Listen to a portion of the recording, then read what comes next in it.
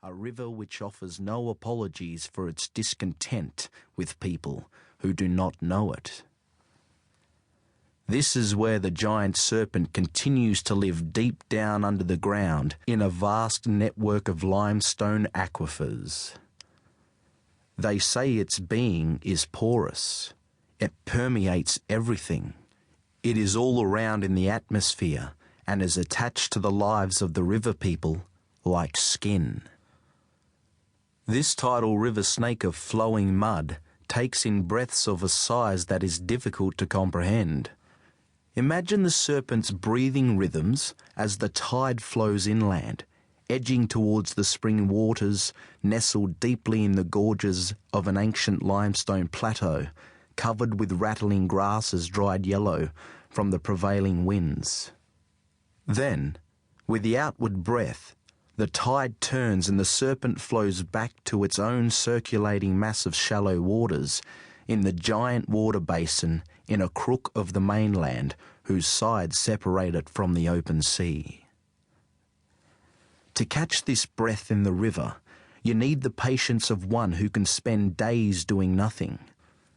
If you wait under the river gum where those up-to-no-good mission-bred kids accidentally hang crybaby Sally, the tip of the dead branch points to where you will see how the serpent's breath fights its way through in a tunnel of wind, creating ripples that shimmer silver, similar to the scales of a small nocturnal serpent thrashing in anger whenever the light hits its slippery translucent body, making it writhe and wrench to escape back into its natural environment of darkness. The inside knowledge about this river and coastal region is the Aboriginal lore, handed down through the ages since time began.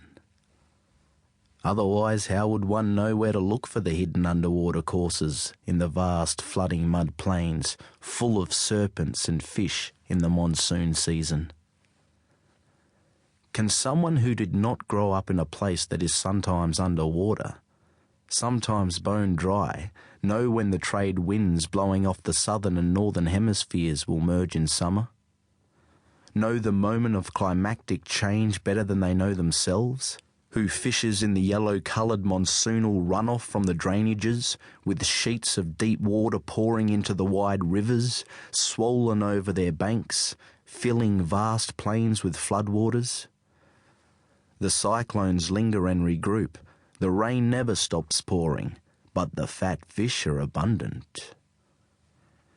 It takes a particular kind of knowledge to go with the river, whatever its mood.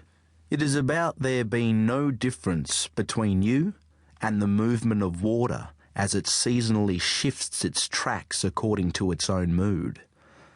A river that spurns human endeavour in one dramatic gesture, jilting a lover who has never really been known, as it did to the frontier town built on its banks in the hectic heyday of colonial vigour. A town intended to serve as a port for the shipping trade for the hinterland of northern Australia. In one moment, during a wet season early in the last century, the town lost its harbour waters when the river simply decided to change course, to bypass it by several kilometres. Just like that. Now the waterless port survives with more or less nothing to do. Its citizens continue to engage in a dialogue with themselves passed down the generations on why the town should continue to exist. They stayed on to safeguard the northern coastline from invasion by the yellow peril. A dreadful vision, a long yellow streak marching behind an arrowhead, pointing straight for the little town of Desperance. Eventually the heat subsided. When the yellow peril did not invade, everyone had a good look around and found a more contemporary reason for existence. It meant the town still had to be vigilant. Duty did not fall on one or two. Duty was everybody's business. To keep a good eye out for whenever the moment presented itself, to give voice to a testimonial far beyond personal experience, to comment on the state of their blacks. To do so was regarded as an economic contribution to state rights, then, as an afterthought, to maintaining the decent society of the